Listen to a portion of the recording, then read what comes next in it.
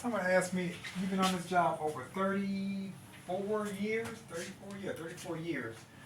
What are some of the craziest things that you've seen on this job? I started out as a first call driver. Those are the ones that pick up the bodies, bring them into the morgue, bring them into the mortuary, or whatever, from the home, from the convalescent hospital.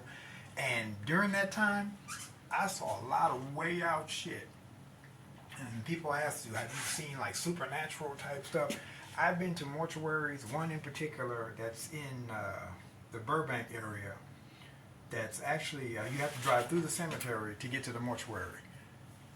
Now I've been there 2 o'clock in the morning. 2 o'clock in the freaking morning. We're out there 2 o'clock in the morning from a house call. Guy died at home. And we go to the house call, me and the guy I'm riding with. House call always has to have 2 people. Me and the guy I'm riding with, we get to the house. Everything's gravy. Families are, they're visually upset. We sign the paperwork, we leave. We go to the mortuary. They tell us always, lock the gate behind you when you drive into the cemetery. And I'm looking like, you got your goddamn mind. You think I'm gonna fucking lock myself in a cemetery at 2 o'clock in the morning?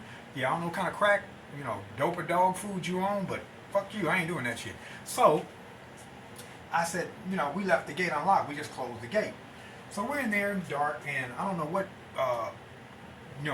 genius thought it was cool to have the lights on a timer, so you can't just turn them on. I guess people kept leaving the lights on, the bill was getting high.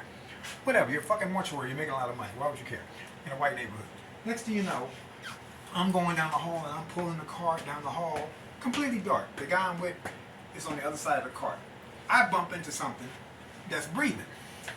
And I'm like, how the frick did you get behind me? He's like, I'm not behind you. So I'm thinking to myself, as fast as I'm gonna run out this place, I guarantee you, the vacuum is gonna take the furniture out this bitch with me. But I'm thinking to myself, what the fuck? And it was the fucking Burbank police. They're like, oh, I'm sorry to startle you. Yeah, we have a death around the corner. Someone died, and one of you guys can come over there because the family wants the guy to go to this mortuary. And I'm sitting there, and I turn around and ask the guy, can you call dispatch to see if we can go do that? And I'm talking to myself because this motherfucker then got to the car, and he's halfway to the fucking freeway. So I'm looking like, oh, I'm working with bitches. No problem.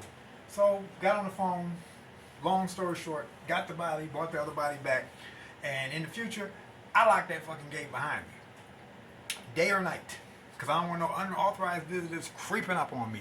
Because I damn near had to change my shorts that day. Good thing I used the bathroom before I left for the work. Pretty freaking scary, man. Almost pissed myself.